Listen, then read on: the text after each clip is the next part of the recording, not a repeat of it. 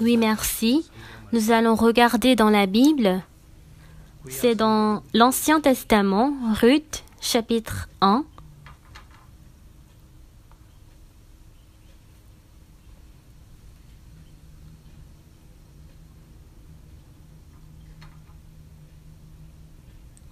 Ruth, chapitre 1.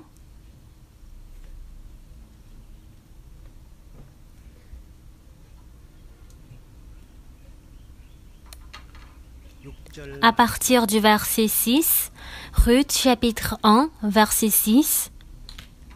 Puis elle se leva, elle et ses belles-filles, afin de quitter le pays de Moab, car elle apprit au pays de Moab que l'Éternel avait visité son peuple et lui avait donné du pain.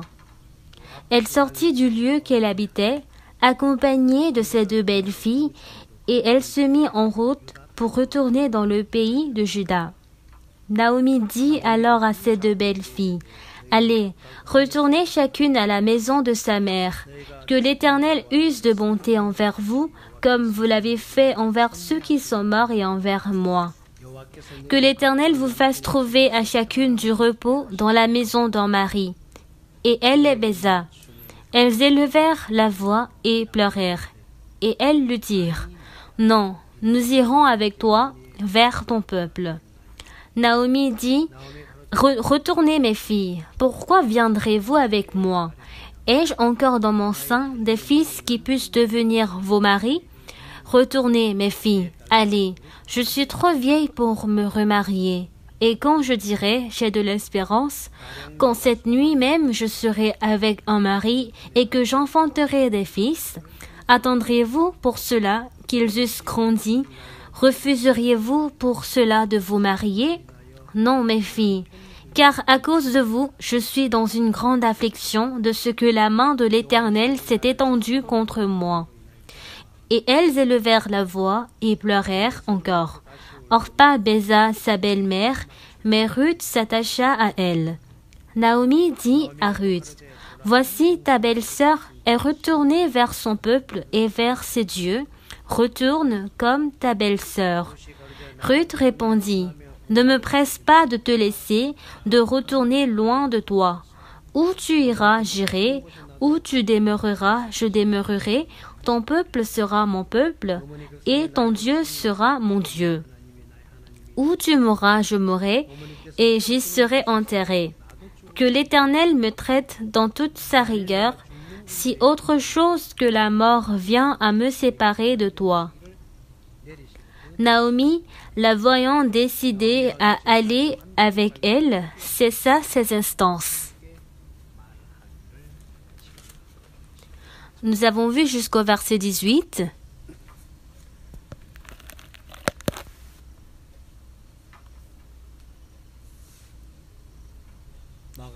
Lorsque nous regardons Marc chapitre 4, verset 35, Jésus, avec ses disciples, était en train de passer à l'autre bord en prenant la barque. Et je ne sais pas jusqu'à quel niveau la barque était face à la mer, mais brusquement, il s'éleva un grand tourbillon et la barque s'était heurtée et cette barque était dans l'état de naufrage. Alors, devant ce genre de problème, les disciples, avant de rencontrer Jésus, étaient des personnes qui pêchaient les poissons, donc en ramant la barque, ils avaient passé toute leur vie en jetant les filets et en attrapant les poissons. Alors ils étaient des personnes qui connaissaient très bien à propos de la barque et de la mer, mais devant la tempête et les vagues devant eux, ils ne pouvaient pas prendre des dispositions nécessaires. Alors leur sagesse, leur expérience et leur connaissance ne pouvaient rien faire et ils commençaient par être brisés. Et depuis ce moment, parce qu'ils n'avaient plus de chemin pour vaincre la tempête et les vagues, eux qui ont rencontré la mort, Jésus-Christ qui était en train de dormir à la paume sur le coussin, ils ont cherché ce Jésus pour demander de l'aide. Jésus, nous sommes sur l'état de mourir. Et ainsi, ils ont réveillé Jésus pour demander de l'aide. Alors Jésus, il s'était réveillé et face à la mer et à la tempête, il a dit « Silence, tais-toi ». Et lorsqu'il a dit ainsi, la tempête et les vagues pouvaient s'arrêter et il pouvait passer à l'autre bord sain et sauf. Ici le Seigneur, devant la tempête et les vagues, il a fait passer un travail miraculeux. Devant cette barque, les problèmes qui étaient très graves, ils ne pouvaient que accepter la mort, mais depuis que Jésus était entré en eux, la parole de Jésus pouvait sauver beaucoup de personnes qui étaient enfermées dans la peur et dans la tristesse. Et ainsi, il pouvait changer leur cœur avec de l'espoir. Dans cette barque, Jésus, il était là. Mais, quand est-ce que Jésus a travaillé? Lorsque il y avait la tempête, il y avait les vagues. Les disciples, lorsqu'ils étaient en train de se quereller avec cette situation, Jésus à la poupe sur le coussin, il était en train de dormir, il n'a pas travaillé. Quand est-ce qu'il a travaillé? C'est lorsqu'ils ont cherché Jésus. Dans Jérémie chapitre 29 verset 11, il est dit « Car je connais les projets que j'ai formés sur vous, projets de paix et non de malheur, afin de vous donner un avenir et de l'espérance. » Lorsque vous priez, je vous écouterai. Quand vous prierez, je vous écouterai. Vous me trouverez si vous cherchez de tout votre cœur.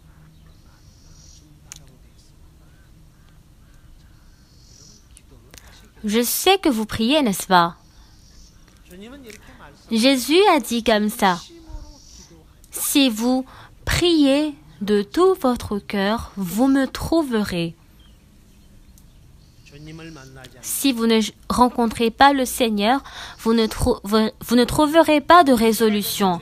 Lorsque les Israélites ont quitté l'Égypte, ils ont passé 40 ans dans le désert, dans toutes sortes de situations difficiles. Après ces 40 ans, ils sont entrés dans le pays de Canaan selon la promesse. Lorsque nous regardons Josué chapitre 1, les gens de la nouvelle tribu qui ont marché par la foi sur le chemin du désert ont possédé selon la promesse l'héritage du côté-ci du Jourdain. Mais les autres 9 tribus n'ont pas pu marcher par la foi sur le chemin de désert parce qu'ils n'ont pas pu apprendre la foi devant la terre de la promesse. Ils ne pouvaient pas du tout passer. Et ainsi Josué, en regardant la nouvelle tribu, a affirmé que ta femme, tes enfants demeureront ici, plutôt que vos frères, lorsque vous avancerez d'abord en avant, tout comme vous avez reçu ce lieu du sabbat, vous pourrez obtenir ce lieu du sabbat et de retour, vivez ici. Alors la nouvelle tribu qui a écouté cette parole, ils ont ainsi passé, ils ont pu survivre toutes sortes de situations et en prenant cette terre, ils ont donné aux 9 tribus. Alors ils ont trouvé la grâce et ils pouvaient entrer dans le pays de Canaan. Et après quelques jours, lorsque les Cananéens ont été dominés et corrompus, ils ont passé à l'époque de juge. Pourquoi c'était ainsi?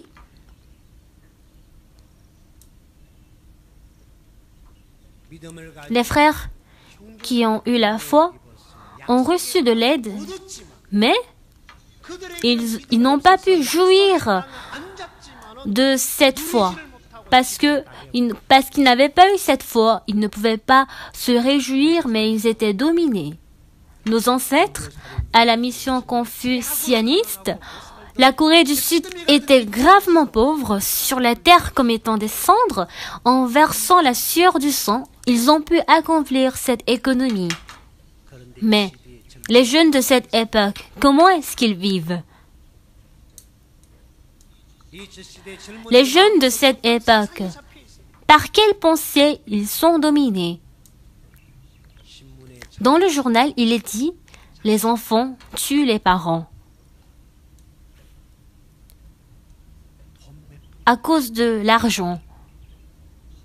Voici le lieu actuel fabriqué par l'éducation de la Corée du Sud. Pourquoi c'est devenu ainsi? À cause de l'économie, la richesse. Quelle est cette richesse où on peut manger le matin, à midi et le soir? Quelle est cette richesse? Cela ne peut pas être une tragédie. Pourquoi il y a ce genre de travail? Parce que les gens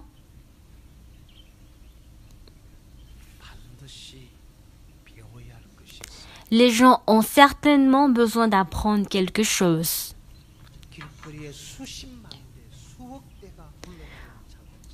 Sur la rue, il y a plusieurs voitures, des milliers de voitures, mais on ne peut pas trouver de voiture sans le frein. Le moteur a la force motrice pour que nous puissions avancer, mais même si cette voiture peut rouler jusqu'à 100, jusqu'à 200 km, mais lorsqu'il y a une situation dangereuse, si cette voiture peut s'arrêter, c'est vraiment une voiture la plus meilleure du monde. La meilleure voiture du monde, quelle que soit la distance qu'elle parcourt, mais elle doit avoir cette capacité de pouvoir s'arrêter. Dans le cœur de l'homme, il y a beaucoup de désirs qui s'élèvent. Si on ne peut pas trouver la maîtrise de soi pour contrôler ce désir, alors la vie serait comme la voiture qui est sans le frein. Il y a quelques jours, c'est un journal qui s'est apparu en Inde. En Inde, il y avait un riche qui avait acheté à son fils une voiture de la marque BMW. Et la voiture, parce que le fils, il n'a pas reçu la voiture dont il voulait et que son père lui a acheté la voiture de la marque BMW, il a jeté cette voiture dans la mer et son père, il a envoyé les gens pour qu'on puisse faire retirer la voiture de BMW. Est-ce que vous avez écouté cette nouvelle? La voiture BMW était de 80 millions de won, mais la voiture dont souhaitait son fils était de 100 millions. Je ne sais pas exactement le prix, mais voici l'histoire du bonheur apporté par la richesse. Alors, qu'est-ce que vous enseignez à vos enfants? Alors, il y a nos enseignants de Lincoln qui me font une supplication. Nous voulons recruter les collégiens et les lycéens de Lincoln, de la région de Gwangju à Jeonnam, mais les frères et sœurs de l'Église ne veulent pas envoyer leurs enfants à l'école de Lincoln. Ils veulent les envoyer dans les écoles du monde. C'était vraiment bizarre. Pourquoi? Pourquoi ils n'envoient pas leurs enfants? Parce que selon eux, l'école de Lincoln n'était pas comme une école. Oui, parce que ce n'est pas une école officielle. Mais, quelle que soit l'école du monde, nous enseignons des choses que les écoles du monde n'enseignent pas. Si nous élevons les enfants comme des animaux, comme si l'on tue les parents, nous devons les élever quadrilatéralement. Mais ce n'est pas l'argent le pouvoir qui est important, mais on a besoin de la maîtrise de soi qui peut contrôler l'argent et le pouvoir. C'est ainsi un lieu le plus heureux pour pouvoir garder nos enfants, nos petits-enfants. Dans le monde, beaucoup de choses sont en train de tuer l'homme. Aujourd'hui, il y a une parole que j'aimerais vraiment en vous transmettre. C'est pour cela que j'ai lu Ruth chapitre 1. Partout dans le monde où on va, on n'a pas de lieu pour se reposer ou de lieu où poser notre cœur. À cause de l'argent, de la petite somme d'argent, on doit tuer les gens, on doit tuer les parents. N'est-ce pas un monde très étonnant dans ce pays? Pourquoi je ne sais pas ce pays est en train de se passer de cette manière? Quand j'étais petit, je respectais les enseignants et je les écoutais. Mais moi, je n'ai pas pu passer à l'université tout comme vous. Parce que j'étais pauvre et que je ne pouvais pas apprendre, parce que je n'avais pas d'argent, je ne pouvais pas fréquenter une école normale. Mais en ce moment, ce que j'ai pu apprendre,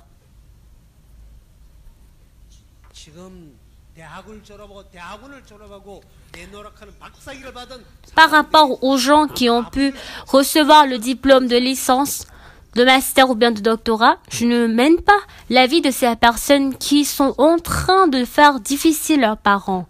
Mais moi, je n'ai jamais appris de cette manière. Bien que j'étais pauvre, j'ai appris à vivre ensemble. Bien que j'ai faim, j'ai appris la vie à partager avec les autres. À cette époque, beaucoup de gens ils vivent pour eux-mêmes. Alors, vous qui êtes assis ici et moi, nous devons avoir cette responsabilité. À cause de votre pauvreté, vous n'aimerez pas donner la pauvreté à vos enfants. C'est pour cela que vous faites comme ça. Mais c'est ce qui donne la blessure, la douleur à vos enfants.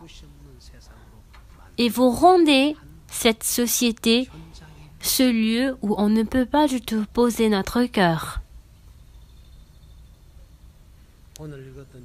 Dans la Bible qu'on vient de lire aujourd'hui, il y a Naomi qui croyait en Dieu. Elle a quitté Moab et pendant 10 ans, elle a perdu son mari et elle a aussi rencontré la situation de perdre ses 2 fils. Alors, la famille qui la restait, c'était ces 2 belles filles qui s'étaient mariées avec ses enfants. Alors, il y avait 3 veuves qui étaient restées et qui menaient la vie. Et après 10 ans, Naomi, dans son cœur, elle avait entendu la voix de Dieu. Une fois entendu la voix de Dieu, Naomi a arrangé sa vie de Moab et elle s'est dit, j'ai mené une vie erronée. Alors c'était une erreur pour moi de vivre dans ce monde. Alors je dois quitter ce pays de Moab. Et cette femme, Naomi, elle a arrangé ses 10 années de vie dans le pays de Moab. Et elle voulait retourner dans ses pieds vers Bethléem. Et en ce moment, ces 2 belles filles qui étaient avec elle, elles avaient suivi leur belle-mère. Alors, Naomi, qui était la belle-mère, a dit, « Ne me suivez pas. Je n'ai rien à faire pour vous. Comme vous voyez, je suis veuve. Je n'ai pas de mari, je n'ai rien. Et mes fils aussi sont morts. Moi, je retourne vers mon pays natal, mais je peux pas vous donner une vie de garantie. Alors retournez. Et lorsque ces belles filles la retournaient, elles disaient non.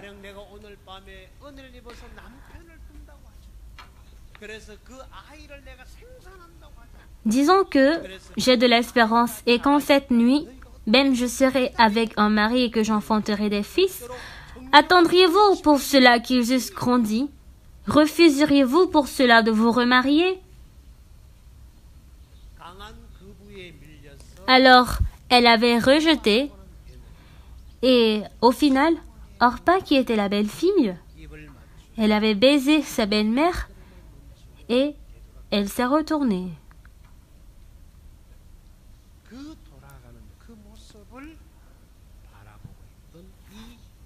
Alors, la belle-mère Naomi, qui voyait sa belle-fille en train de retourner vers elle, vers son pays, elle a dit aussi à Ruth, disant, « Voici ta belle-sœur, elle s'est retournée vers son peuple et vers ses dieux, alors toi aussi, comme ta belle-sœur, il faut retourner. » Mais en ce moment, Ruth a répondu, « Mère, belle-mère, ne me presse pas de te laisser, de retourner loin de toi. Où tu iras, j'irai. Où tu demeureras, je demeurerai. Ton peuple sera mon peuple. Où tu mourras, je mourrai, et j'y serai enterré.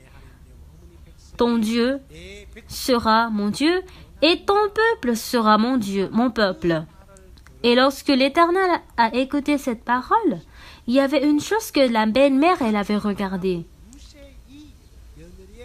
Elle a pu regarder le centre du cœur de Ruth.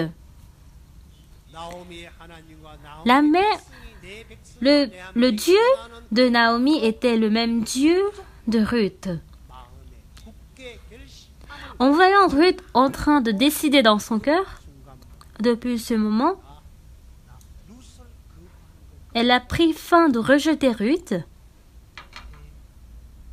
Et en ce moment, Naomi, la voyant décider à aller avec elle, cessa ses instances. Qu'est-ce que cela veut dire? Quand nous regardons dans la Bible, cette détermination, le cœur de décider, c'est vraiment décider le cœur. Elle a décidé son cœur. Quel cœur elle a décidé? Ton Dieu sera mon Dieu, ton peuple sera mon peuple. Ce cœur de volonté a été donné. Alors, d'abord, mon Dieu et mon peuple, je dois tous les abandonner. Qu'est-ce que c'est que l'éducation véritable? Plutôt que respecter les parents plutôt que moi-même pour pouvoir avoir ce cœur, même si je reçois le diplôme de licence, de master et de doctorat, si je peux respecter les parents et aimer les parents plus que moi-même, si ce cœur n'est pas du tout établi, on ne fait que ignorer et négliger les parents, n'est-ce pas?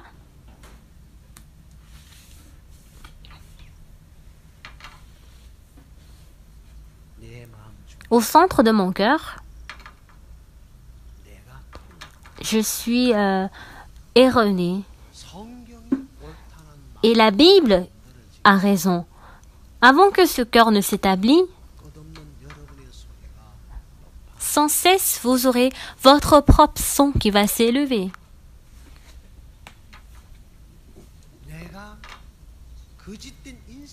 Après avoir réalisé que j'ai mené une vie erronée,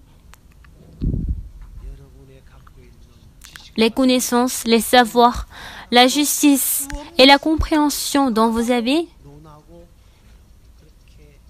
de cette manière, vous essayez de raisonner dans la vie. Mais dans la parole,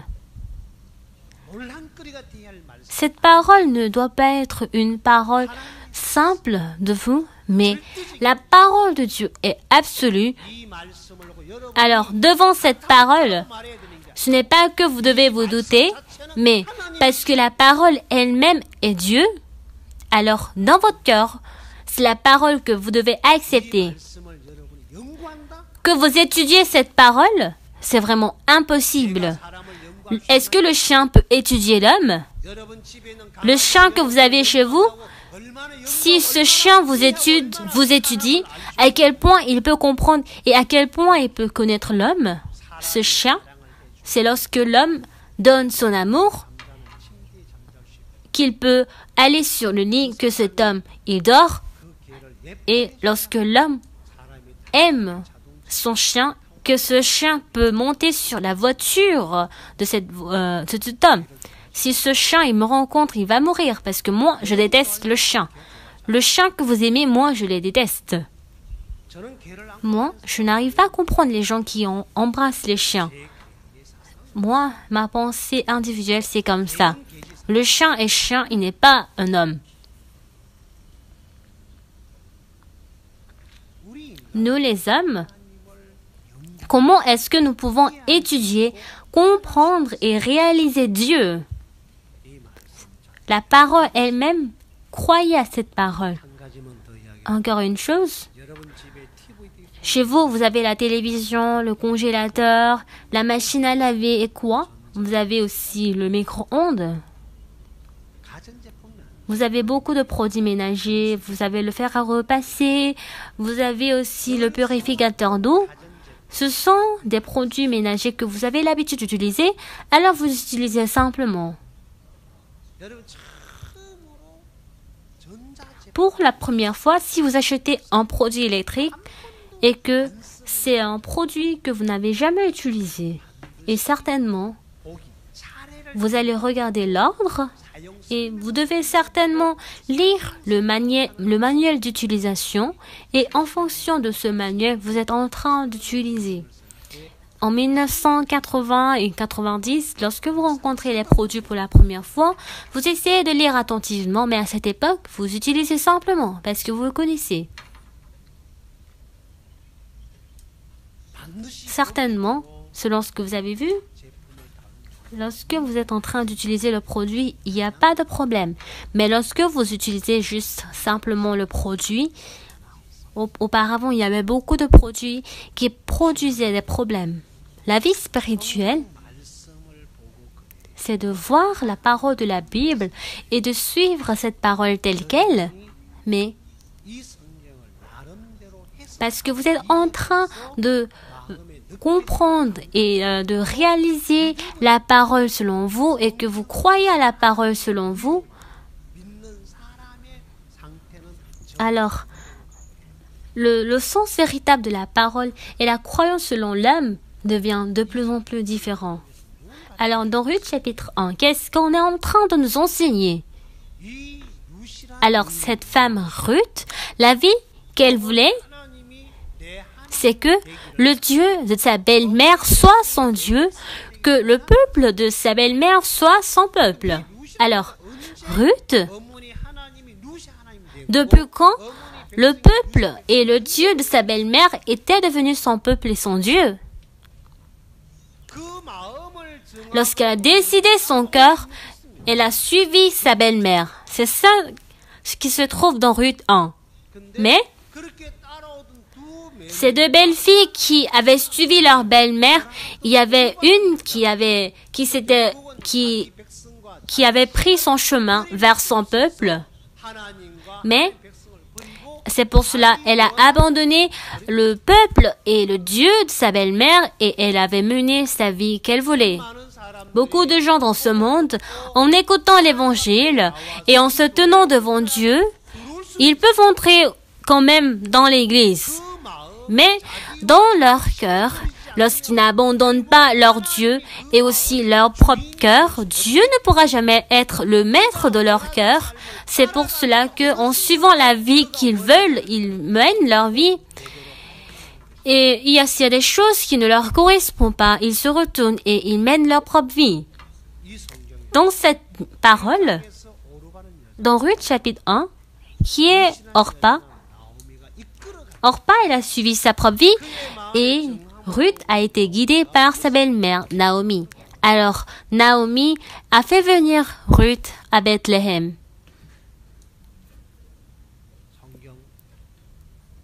On va encore chercher une parole dans la Bible. C'est dans 1 Samuel, chapitre 30. En Samuel, chapitre 30, il y a un enfant égyptien qui a été abandonné.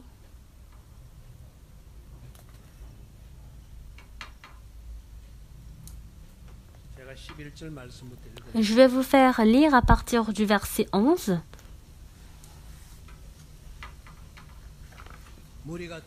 Ils trouvèrent dans les champs un homme égyptien qu'ils conduisirent auprès de David. Ils lui firent manger du pain et boire de l'eau. Et ils lui donnèrent un morceau d'une masse de figues sèches et 2 masses de raisins secs. Après qu'il eut mangé, les forces lui revinrent, car il n'avait point pris de nourriture et point bu d'eau depuis 3 jours et 3 nuits. David lui dit, « À qui es-tu et d'où es-tu » Il répondit, « Je suis un garçon égyptien au service d'un homme amalécite, et voilà 3 jours que mon maître m'a abandonné parce que j'étais malade. Nous avons fait une invasion dans le midi des Kérétiens, sur le territoire de Juda et au midi de Caleb, nous avons brûlé Tiglag. » David lui dit, « Veux-tu me faire descendre vers ces troupes ?» Et il répondit, « Jure-moi par le nom de Dieu que tu ne me tueras pas et que tu ne me livreras pas à mon maître et je te ferai descendre vers cette roue. » Cette histoire, c'est l'histoire d'un homme égyptien qui a été abandonné de son maître et en prenant du pain et de l'eau qu'a donné David, il a pu vivre. Alors, en ce moment, David a posé cette question, disons, « À qui es-tu et d'où viens-tu » À qui es-tu et d'où viens-tu? Alors, ce que cet ami a dit, c'est que je suis un homme amalécite. J'étais serviteur d'Amalécite. Il y a 4 jours, j'étais malade et mon maître m'a abandonné. Je suis égyptien et au service d'un homme amalécite. En ce moment, j'étais malade et quand j'étais malade, j'étais abandonné. En ce moment, David a demandé, disons, « Veux-tu me faire descendre vers cette route ?» Et comment cet ami il a répondu, « Jure-moi par le nom de Dieu que tu ne me tueras pas et que tu ne me livreras pas à mon maître et je te ferai descendre vers cette troupes. »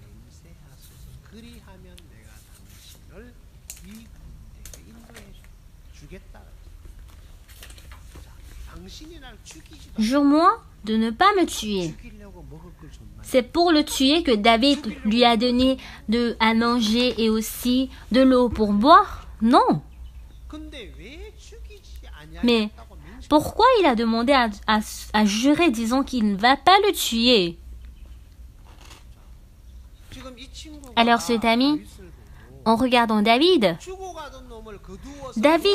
a sauvé en donnant du pain pour manger et de l'eau pour boire, et il a demandé, disant, veux-tu me faire descendre vers cette route?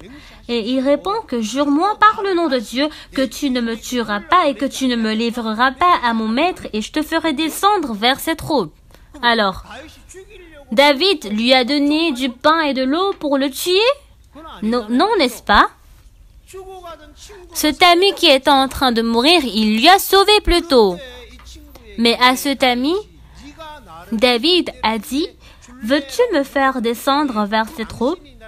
Alors il a dit, jure-moi par le nom de Dieu que tu ne me tueras pas et que tu ne me livreras pas à mon maître. Et ainsi je te ferai descendre vers cette route, n'est-ce pas? Est-ce que c'est ça ou pas? Pourquoi il a donné cette parole? Pourquoi? Parce qu'il ne croit pas. Oui, vous vivez en ne croyant pas, n'est-ce pas? Oui, parce qu'il ne croit pas. Est-ce que c'est ça?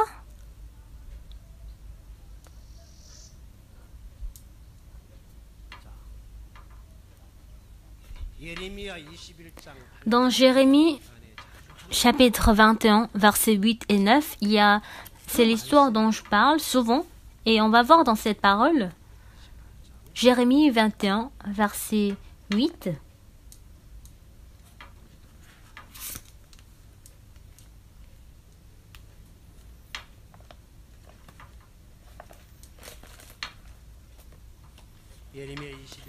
Jérémie 21, verset 8.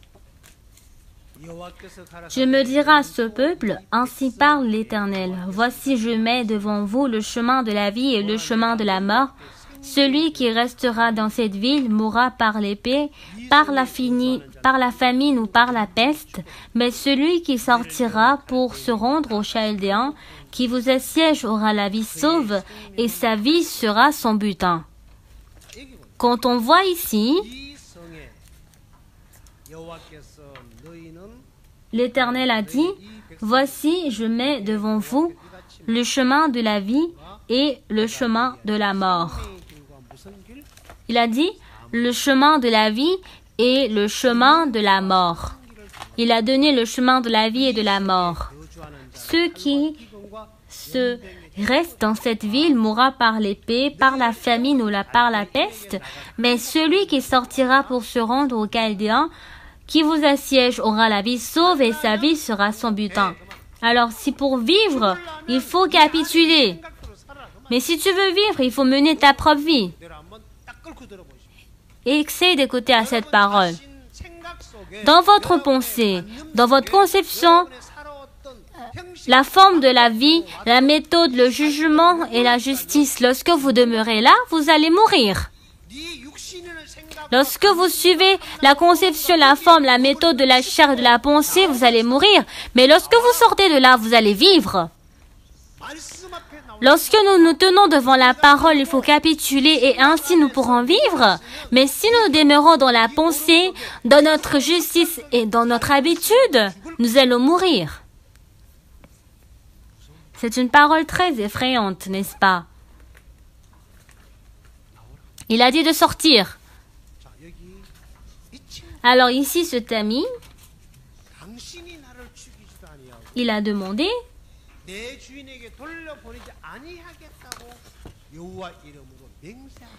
jure-moi, par le nom de Dieu, que tu ne me tueras pas et que tu ne me livreras pas à mon maître et je te ferai descendre vers cette route. Qu'est-ce que cela veut dire?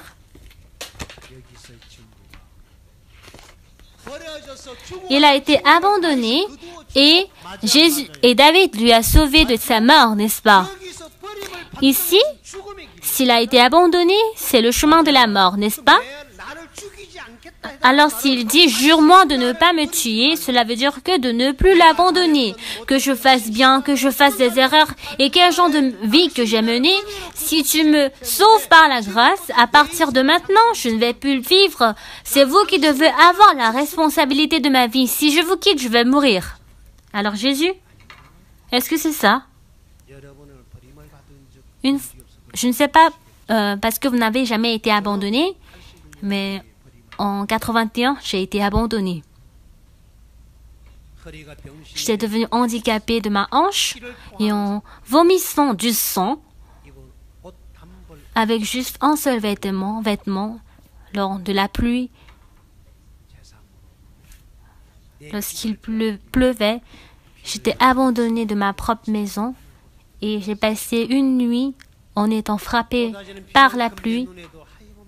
Et tout comme la pluie qui tombait, je commençais par verser des larmes, comme la pluie. Et c'est ainsi sur le chemin de la rue, sur la rue sans maison, même si je suppliais de me demander à manger, les dames, ils me frappaient, ils me chassaient par leurs pieds.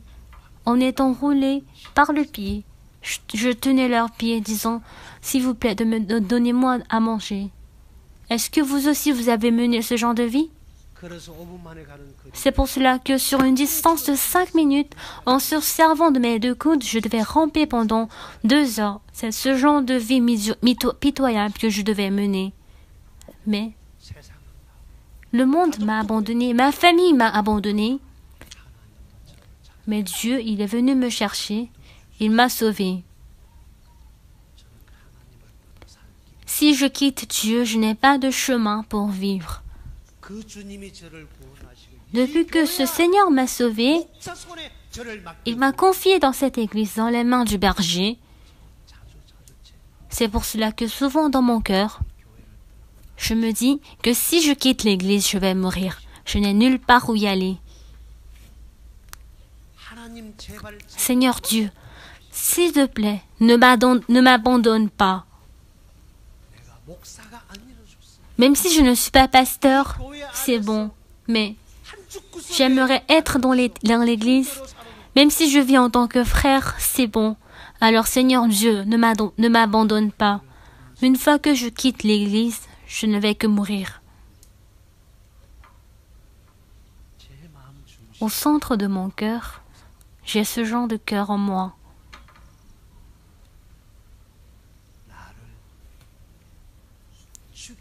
Seigneur Dieu, ne me tue pas.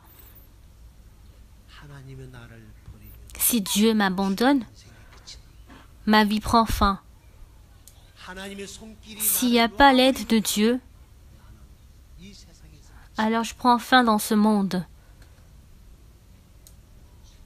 Cet ami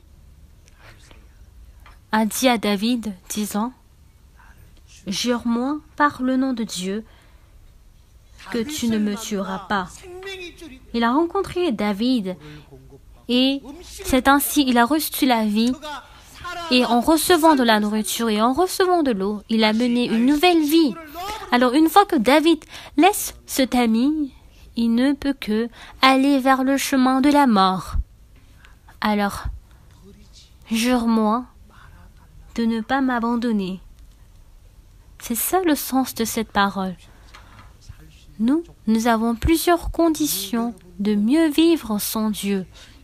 Parce que vous avez plusieurs conditions confortables sur vous.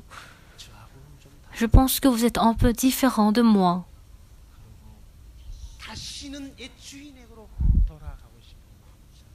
Moi aussi, je n'ai jamais le cœur de retourner vers mon ancien maître. Parce que cette vie sans Dieu était douloureuse, pitoyable. Seigneur, ne m'abandonne pas. Même si je ne suis pas pasteur, c'est pas grave. En étant attrapé par tes mains, sur le monde où tu es, avec toi, Seigneur, je veux mener cette vie. Et ainsi, quel que soit le travail, je ferai pour toi, Seigneur. C'était ça mon cœur, et c'était ça le cœur de cet ami. Les Amalécites qui m'ont abandonné, je ne veux pas retourner vers eux. Pourquoi Orpa est retournée vers son peuple et vers ses dieux? Mais pourquoi Ruth a abandonné son Dieu pour tenir Dieu? Pourquoi elle s'est appartenue vers le peuple de Naomi et vers le peuple de Dieu?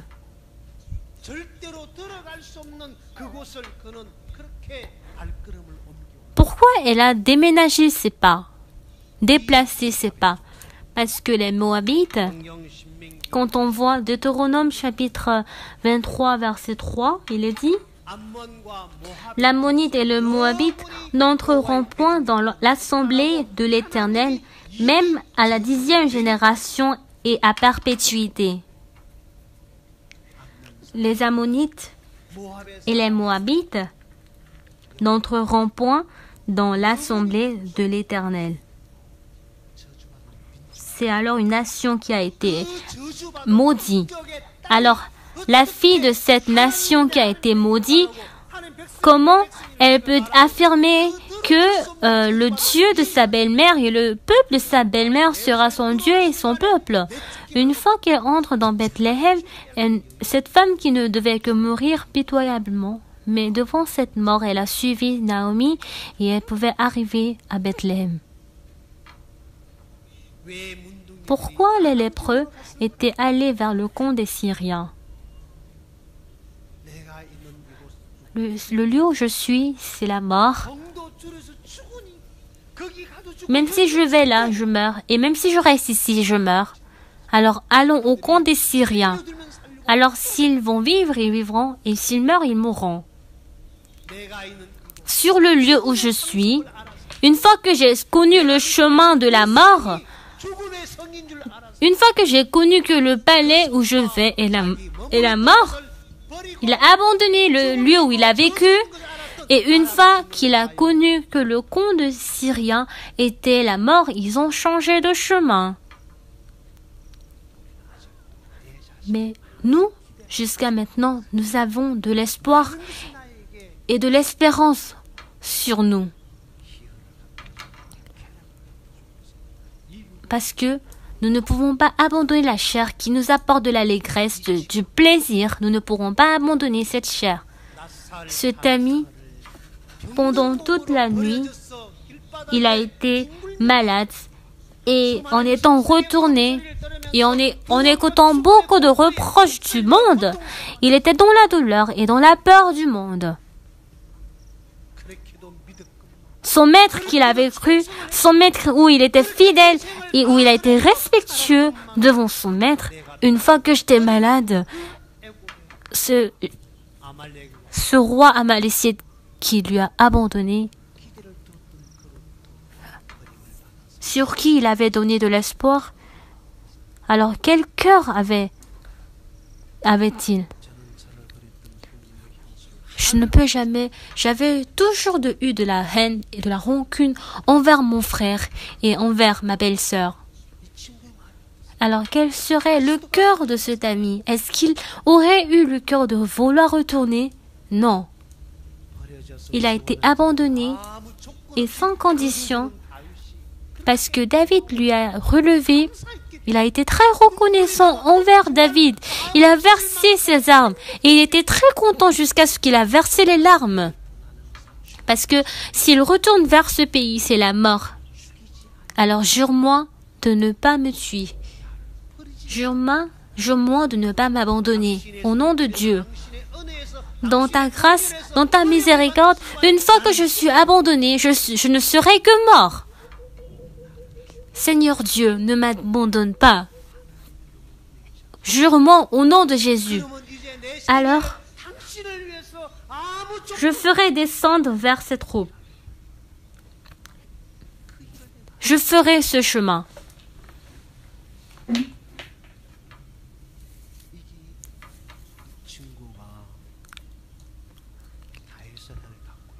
Et c'était ça le cœur de cet ami envers David.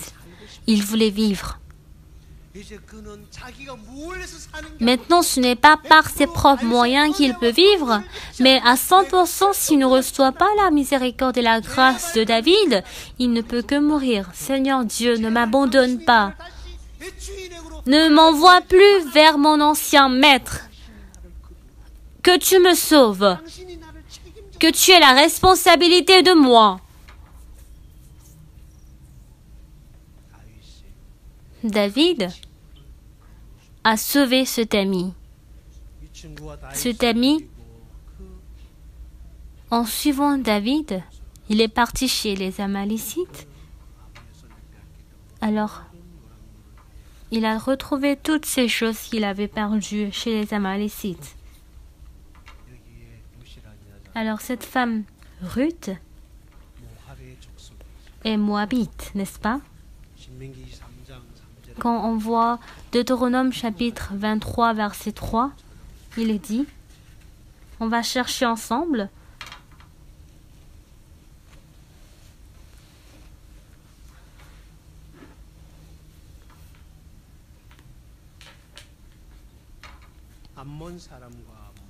Deutéronome 23, verset 3, l'Ammonite et le Moabite n'entreront point dans l'assemblée de l'Éternel, même à la 10e génération et à perpétuité.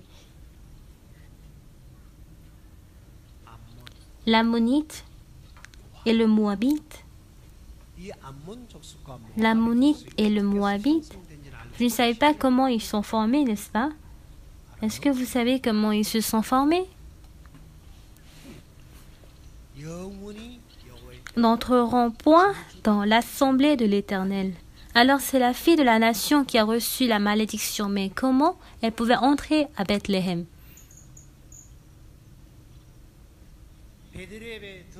Une fois qu'elle entre à Bethléem, cette femme qui ne devait que mourir elle a rencontré Naomi.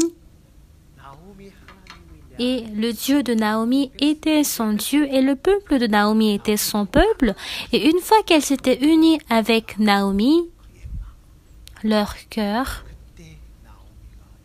en ce moment, Naomi avait conduit cette fille pour aller à Bethléem.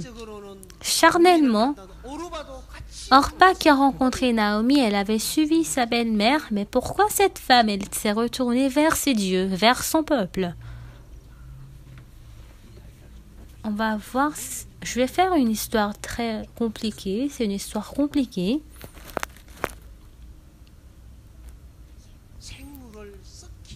Il y a des microbes qui décomposent l'organisme et par contre d'autres microbes qui rendent l'organisme plus mieux.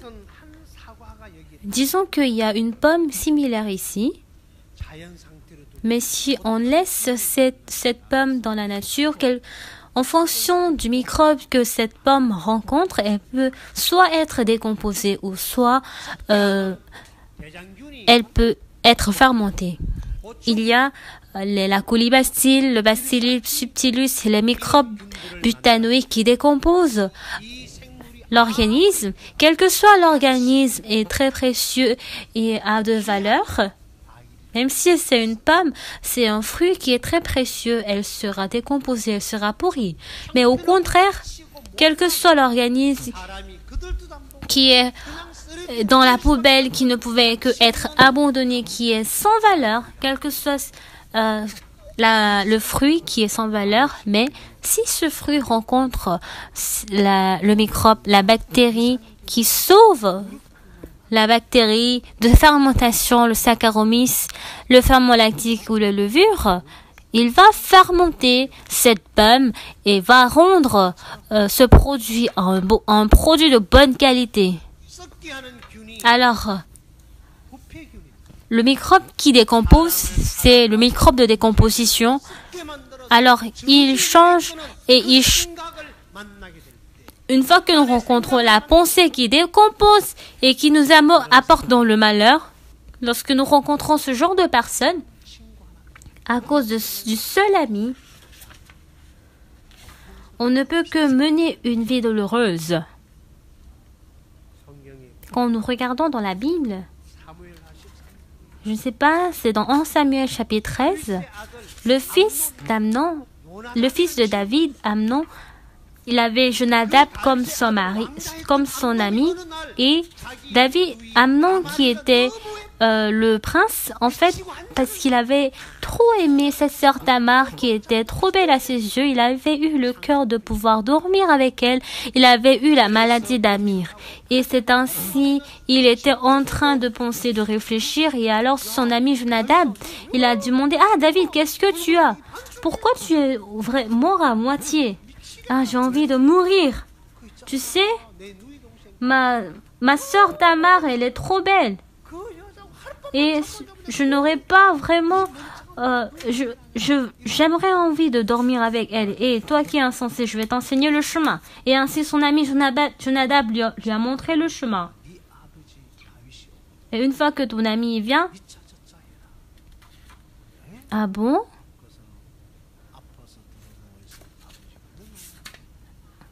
Il a dit de faire le malade.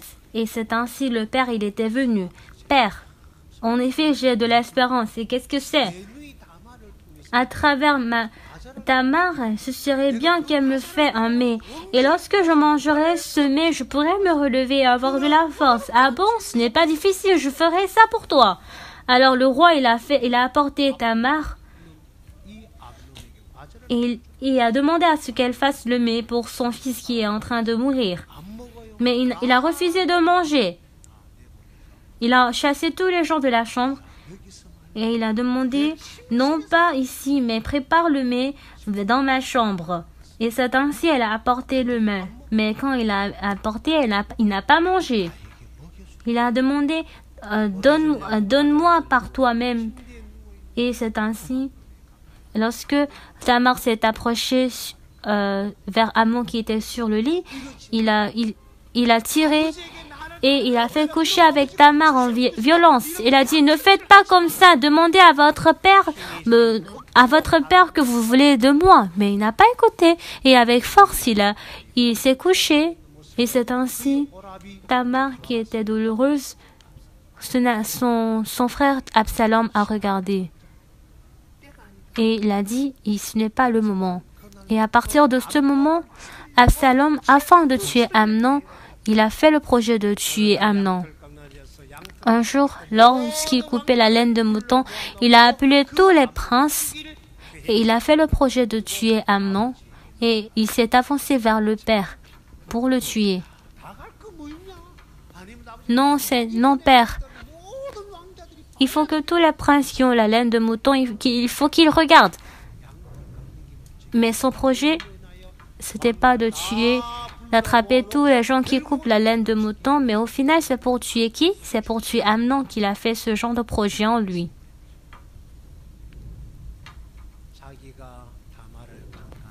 Une fois qu'il s'est couché avec violence avec Tamar, lorsqu'il avait connu qu'il allait mourir, est-ce que Amnon allait faire ce genre de choses?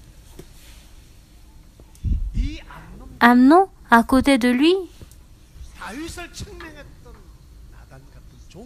lorsqu'il avait un serviteur comme Nathan, il allait dire, « Hé, prince, il faut que tu te ressaisisses. Comment tu peux oser faire ce genre corrompu? Comment tu peux avoir ce genre de cœur pour pouvoir te coucher avec ta sœur? Ta mentalité est pourrie. » C'est comme ça, quand il avait pu rencontrer ce genre de serviteur et que Jonadab avait fait ainsi à Amnon, qu'est-ce que Amnon il allait faire? Il pourrait vivre de la mort et il pourrait plutôt avoir la bénédiction. Et quelques années plus tard, il allait dire, « Ah, Jonadab, c'est grâce à toi que j'ai pu vivre aujourd'hui. C'est grâce à toi, moi qui étais le prince, je suis devenu le roi. Alors, si je m'étais couché avec Tamar avec violence, j'allais mourir aujourd'hui, mais grâce à toi, je suis sur le trône du roi. Alors, qu'est-ce que tu veux faire, Jonadab? Il pourrait faire comme ça. Mais pourquoi Amnon n'avait pas du tout de quelqu'un qui peut lui donner des paroles amères? Vous n'aimez pas écouter les reproches de vos parents, de votre femme, et lorsqu'il y a des personnes qui interrompent votre vie spirituelle, vous avez envie de mourir et vous réagissez, vous dites que « Ah, j'ai reçu le salut !» Mais c'est vrai que vous avez reçu le salut. Mais jamais votre Dieu n'a changé dans votre cœur. À cause de la plaisir de la pensée de votre chair, qui est en train de briser ce genre de pensée?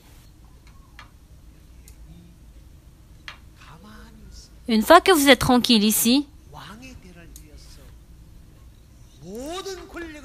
même si le prince qui avait toutes sortes de trônes, qui était sur la position du roi, à cause de la pensée de la chair, du désir de la chair, la fin de sa vie était misérable et il était dans la malédiction. Lorsque nous regardons Ruth, dans Ruth chapitre 1, même si elle était la fille de la nation qui ne pouvait que recevoir la malédiction et le jugement, cette fille qui a reçu la malédiction, comment elle pouvait entrer à Bethléem et comment elle pouvait entrer dans la généalogie de Jésus aujourd'hui? Qu'est-ce qu'elle a fait?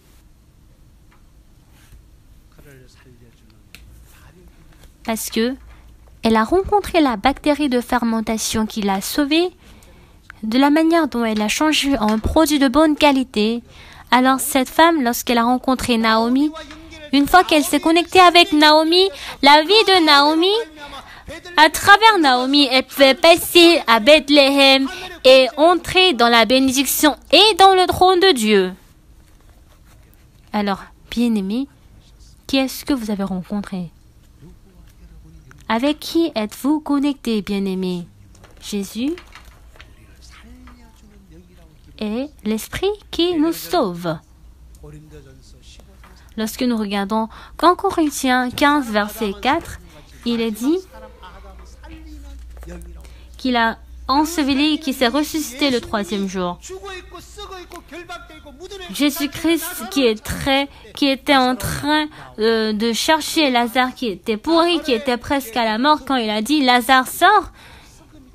Alors la décomposition et le fait d'être pourri a pris fin et il pouvait sortir du tombeau et le miracle de Dieu, de Jésus s'est manifesté. Depuis ce moment, Jésus est l'Esprit qui nous sauve.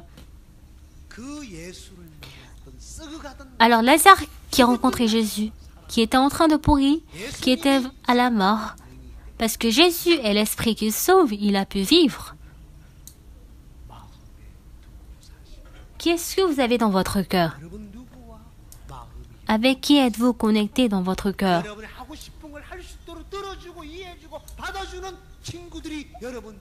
Vous aimez beaucoup des amis qui écoutent votre parole, qui est selon votre cœur, votre situation. S'il y a des amis qui vous disent « Ah, ne vis pas de cette manière, pourquoi tu vis comme ça? N'essaie pas de vivre de cette manière avec ta pensée, il faut suivre la parole. » Vous n'aimez pas écouter ce genre de paroles parce que vous aimez beaucoup plus des gens qui vous laissent vivre selon votre volonté. C'est pour cela qu'aujourd'hui en Corée du Sud, beaucoup de jeunes, les enfants, on les a élevés de cette manière, on voit à la fin qu'ils tuent leurs parents à cause d'une petite somme d'argent. Ils tuent leurs parents, leur père. Voici ce lieu d'éducation qui a conduit cette tragédie. La bactérie, le microbe qui me décompose. Qui est-ce que votre ami vous conduit? Où est-ce qu'il vous conduit? Les microbes qui décomposent, quel que soit l'organisme qu'ils rencontrent, ils ne vont que faire décomposer. Mais lorsque la bactérie de fermentation elle rencontre les organismes, quel que soit l'organisme, elle peut fermenter pour rendre un produit de meilleure qualité. S'il y a du lait dans le conteneur, et si dans ce conteneur il y a la colibacille qui entre dans le lait, alors le lait sera pourri. Quel que soit, c'est une petite goutte. Alors, dans votre cœur, quelle parole est établie dans votre cœur?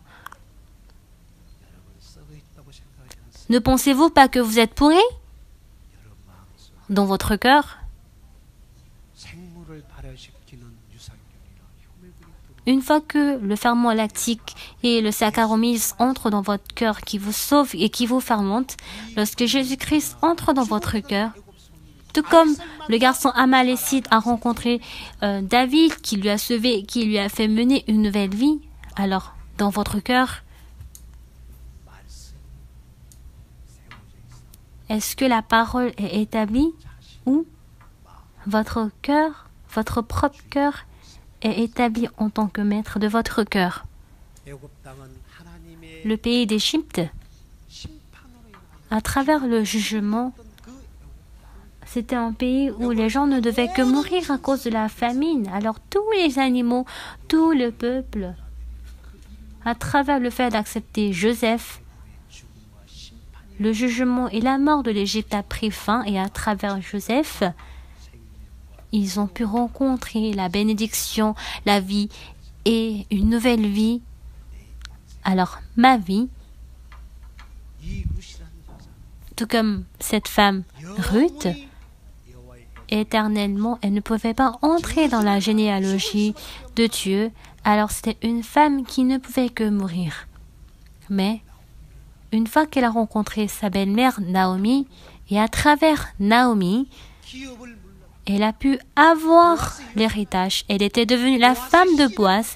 Et à travers la graine de Boaz, elle a eu enfant et elle pouvait entrer dans la généalogie de Jésus. C'est ainsi, elle a été changée à une femme de bénédiction. Qui a conduit cette femme ainsi? Elle-même?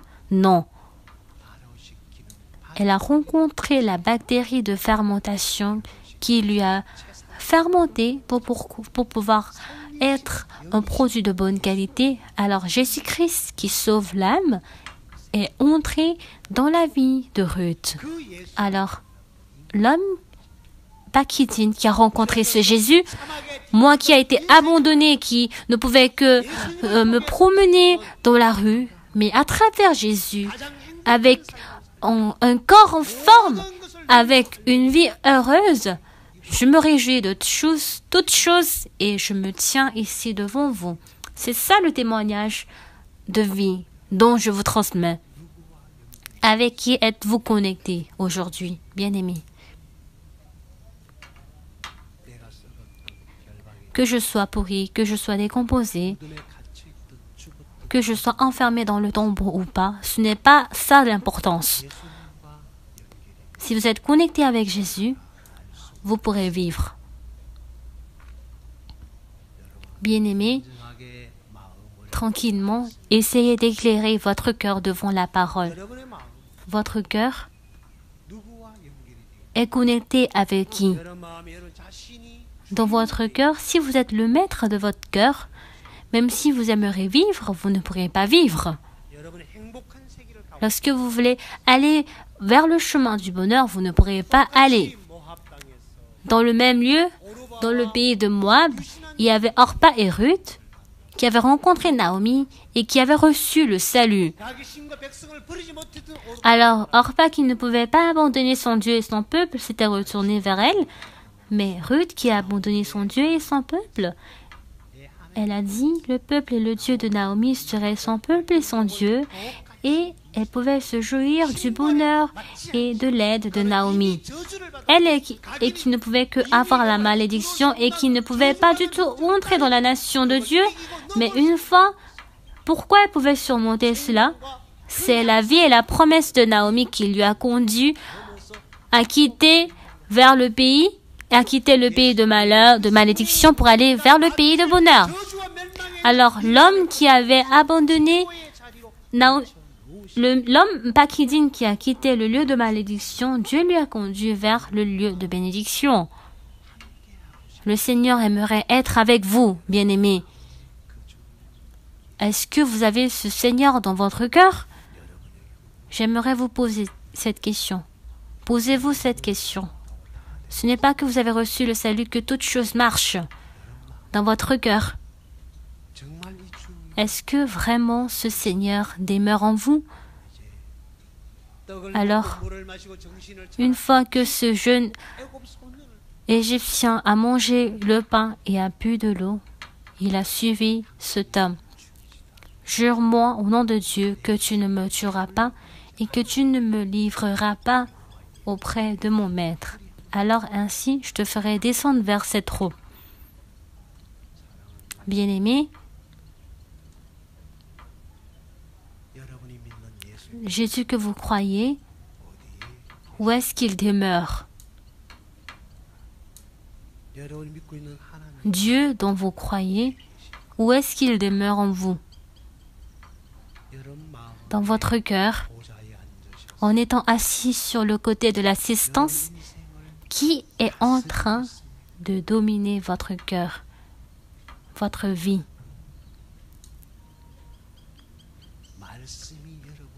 La parole, qu'est-ce qu'elle fait? Quel travail elle fait pour vous? Beaucoup de paroles qui sont écrites dans la Bible, qu'est-ce que vous rejetez? Qu'est-ce qu'elle domine dans votre cœur? Est-ce que cette parole est en train de vous guider, bien-aimés?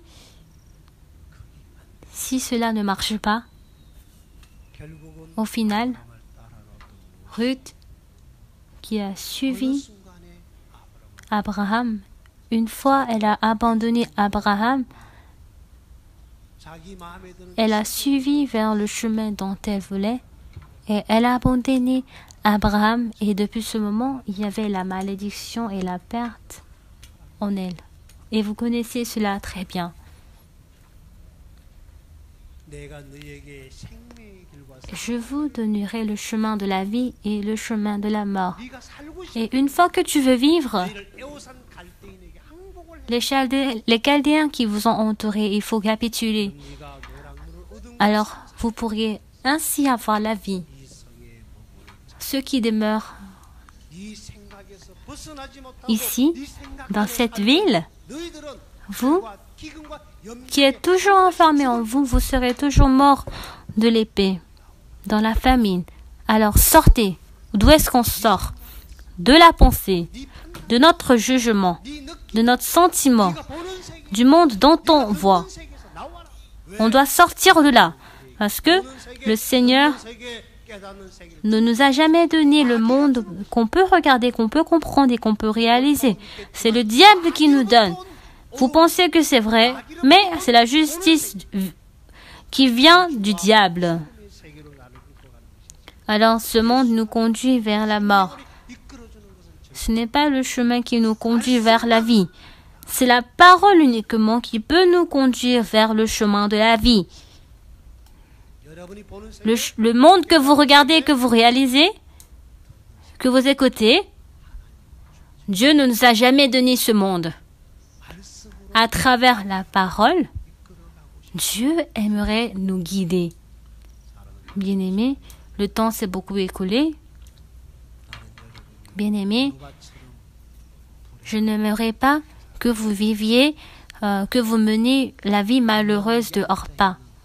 Je n'aimerais pas que vous meniez une vie pitoyable, tout en étant assis simplement ici, mais j'aimerais que vous soyez conduits par Dieu. Le sentiment, le bonheur que j'ai, cette grâce que j'ai reçue, j'aimerais que vous pourriez réjouir de la même joie. Bien, Dieu aimerait vous conduire vers ce monde. Alors ouvrez votre cœur et essayez de laissez cette parole dans votre côté, tout comme cette parole a conduit Lazare du tombeau. Une fois que cette parole entre dans votre cœur, votre vie aussi sera conduite vers ce monde. Merci.